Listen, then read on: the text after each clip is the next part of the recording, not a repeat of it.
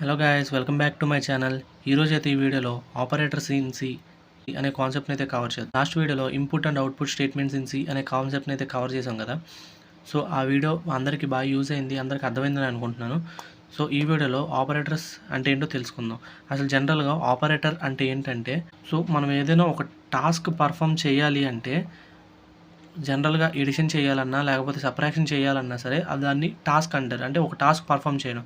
So ఆ task perform చేయడం కోసం మనం ఆపరేటర్స్ అనేది వాడతాం. For example A plus B అని తీసుకున్నాను అనుకోండి.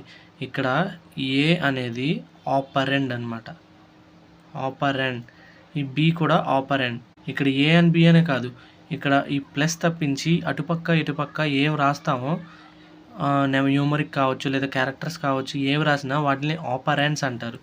కానీ ఈ ప్లస్ వచ్చేసి ఆపరేటర్. సో ఈ ప్లస్ని వచ్చేసి ఆపరేటర్ అంటారు. ఆ ఆపరేషన్ దేని మీద అయితే చేస్తున్నామో దాన్ని ఆపరేటర్ అంటారు. అది వేటి వల్ల చేస్తున్నామో దాన్ని ఆపరెంట్స్ అంటారు.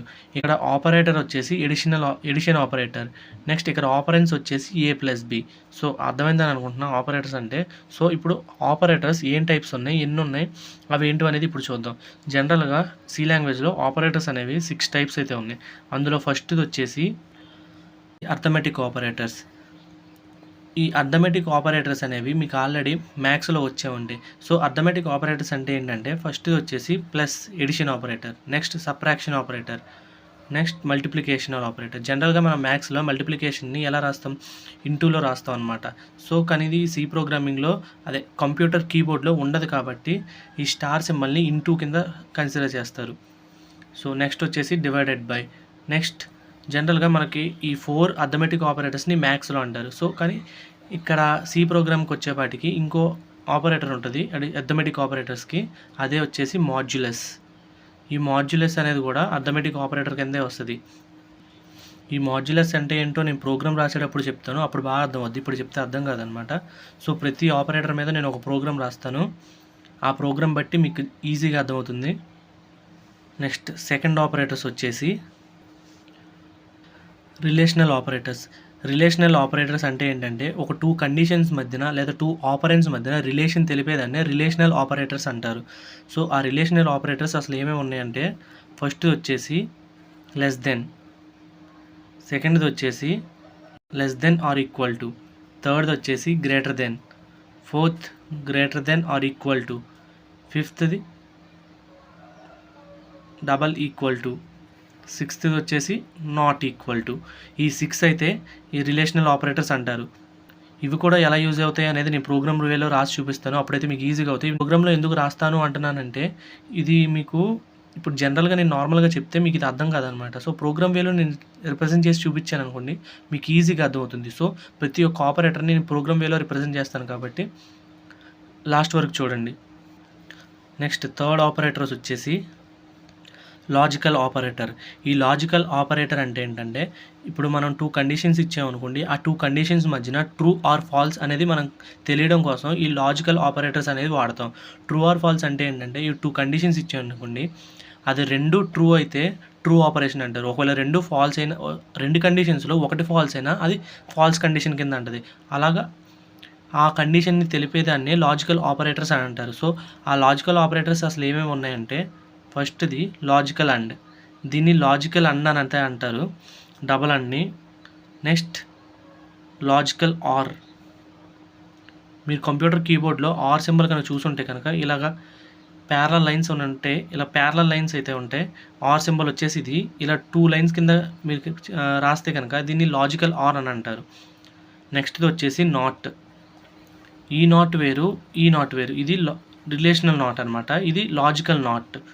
సో ఇది ఒక నాట్ సింబల్.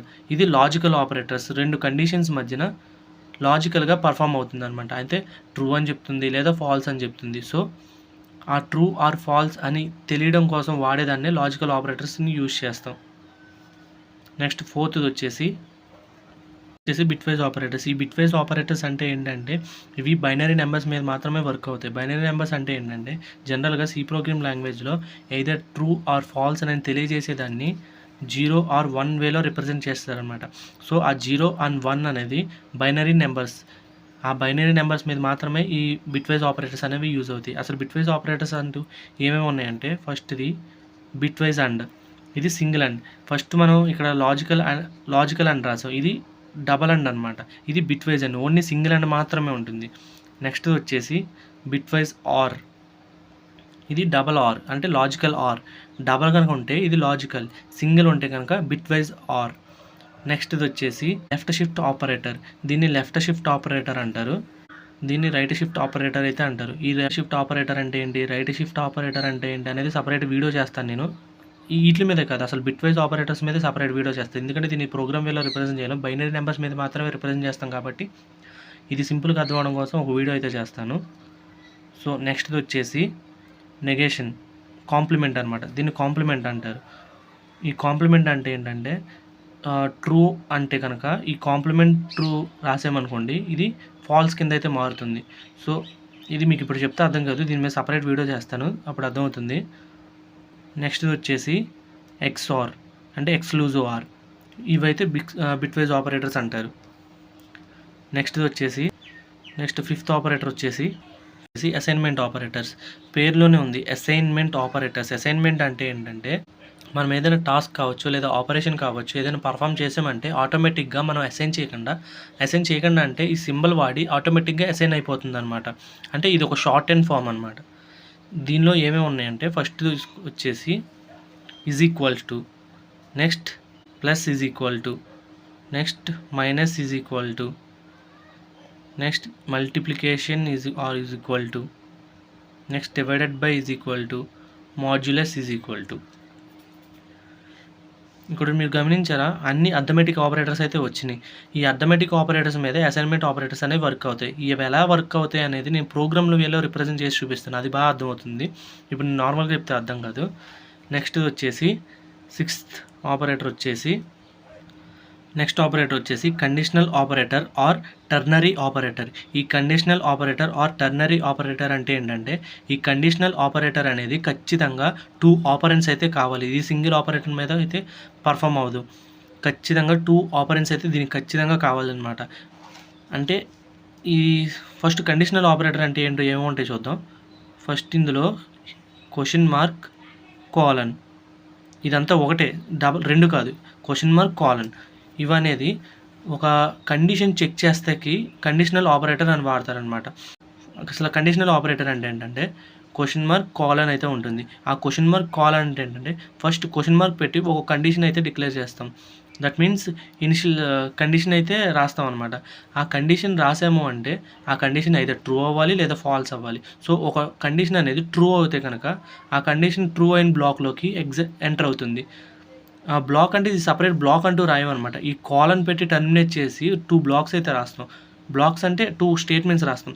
ఆ 2 స్టేట్మెంట్స్తో అయితే కండిషన్ అనేది ట్రూ అయితే కనుక ట్రూ స్టేట్మెంట్లోకి వెళ్తుంది, కండిషన్ ఫాల్స్ అయితే కనుక ఫాల్స్ స్టేట్మెంట్కి వెళ్తుంది.